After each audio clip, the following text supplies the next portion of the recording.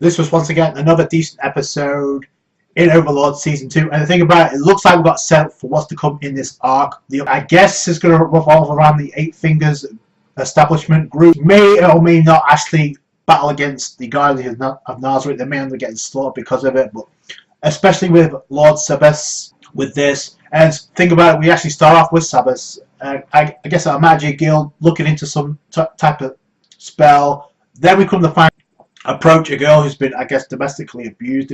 I guess it's the only way you can call it. But by a barman who says he's only doing this. He says if you take this girl away, Sebas is just literally going to take her away. So if you want me to save you, just say it. So that was kind of cool. Get more insight to his character. And first thing to note, she's obviously human. So Sebas doesn't have it in for humans like Albedo. Other people do. I guess Nabe is another one that has it in for humans. So that's kind of cool. We get more insight to his character. And he just literally takes her in and got the barman pretty much saying, no, don't do that because I'll be hunted down if you do, because I have the Eight Fingers group that are targeting this girl or after me. So they'll kill me if they don't get what they want. So Sebas is like, here's a tip. Hire an adventurer and get out of this village. So that's kind of cool, even though he was dealing with a douchebag who abused this girl. He still actually had it in to actually save this dude from not getting slaughtered. It was mentioned at the end of the episode that a princess was part of their plans. Could be a princess. The Sure character was taken in by Sebas. She gets treated, and we couldn't see solution again. This psychotic bitch that ends up much like Albedo and Nabe. She has it in for humans because she questions Sebas. Why did you take her in like this? Why didn't you just kill her? Are you going to treat her as a slave? All that. And Sebas is like, look out for this girl and treat her. So you have the healing spell, so use it. So she heals her up, and then she's saying she's going to devour her. We know what her abilities are. AKA she can suck people in her body, or AKA she has another dimension in her cleavage. So she has a sadistic side, and she says she's going to devour Sure. Then we get a touching scene where Sebas actually attends to Sure once she gets treated. We couldn't find out she's just been battered all over the place, like a straight up sign of domestic abuse or rape.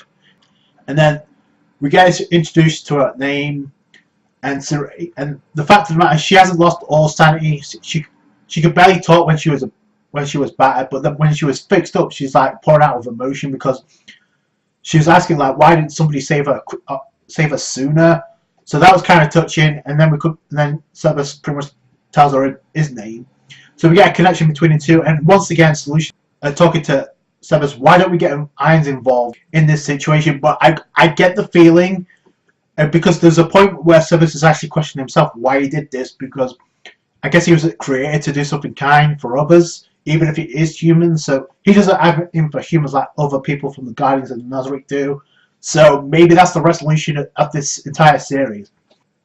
I said in the previous arc Irons wasn't getting involved, but yeah, he did. So I'm not going to sit here and say Irons is not going to get involved. In fact, if what I hope happens, Eight Fingers. Now, I don't think they're going to stand much of a chance against all the Guardians of Nazareth, the main badasses. But I hope at least a fight between the Guardians of Nazareth and the Eight Fingers. It would make perfect sense, but they would get slaughtered. So, and even with or without Irons. So, but I definitely see Irons and Gold giving his 2 cents and maybe actually taking this girl in, especially if she turns out to be this princess that was mentioned. So that looks to be the case. Then we switch over to, I guess, Brain.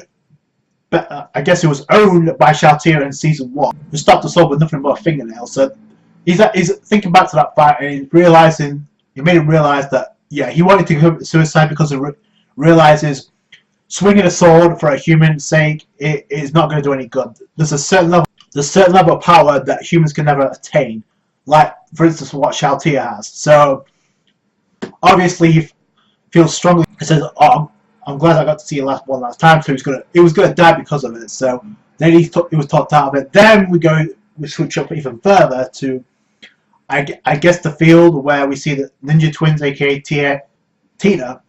Which comes up by now, there's another group who I guess are targeting the Eight Fingers, so this is going to be interesting where this leads. It could mean that Sebas actually teams up with these guys.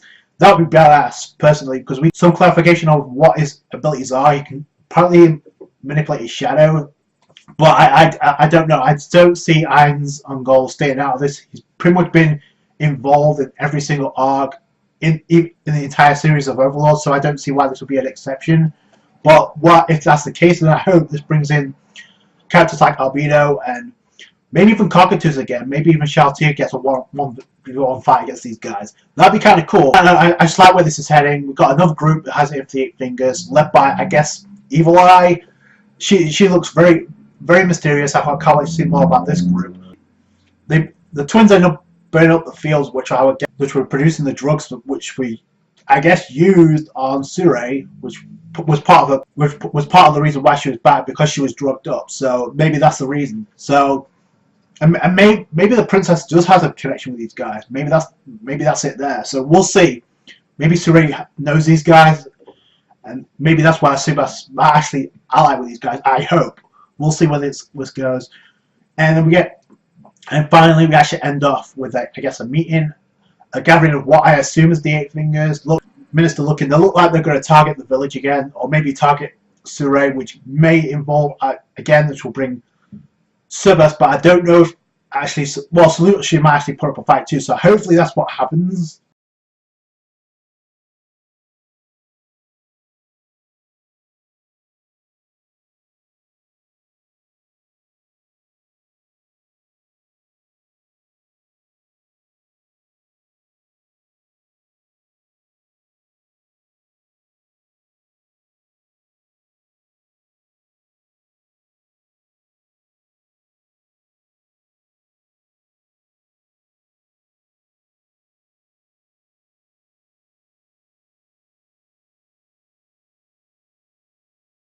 Actually get a meeting about the members of the 8 fingers. We see this woman here talking about being a strategist, and actually she may be the one that's hunting down Sure in all this, which I'm hoping these guys don't turn out to be scrubs, but against the guys at the Nazarick, and this is why I think they may end up helping, because Sebas might. I find it kind of ironic that this group, this being led by Evil Eye, also has twins, much like the Guardians of Nazarick. So I don't know. Maybe Sebas will ally themselves, or if this group gets trashed by this evil organization, the 8 fingers, maybe they'll turn to Ainz, and because of that, we know how Ainz is when he comes to helping. Even though, like the Solution, Albedo, and maybe even Nabe may end up having an in for humans, maybe because of Ainz. Maybe they'll actually help out, and maybe we'll get a group fight with the Guns and Nazarick between these guys. I hope that's what ends up happening. So I can't wait to see what happens next. Definitely looking forward to this arc. It's focusing more and more on the Guardians of Nazarick, other than just Irons and Gold. Last arc, it was Cockatoos and his respect for the Lizard Tribe. This arc, it looks like Sebas actually help others, so that's kind of cool. So that's it from me. Thanks so much for watching. Like this video if you did, appreciate that. Subscribe to have more Overlord. Catch you guys later.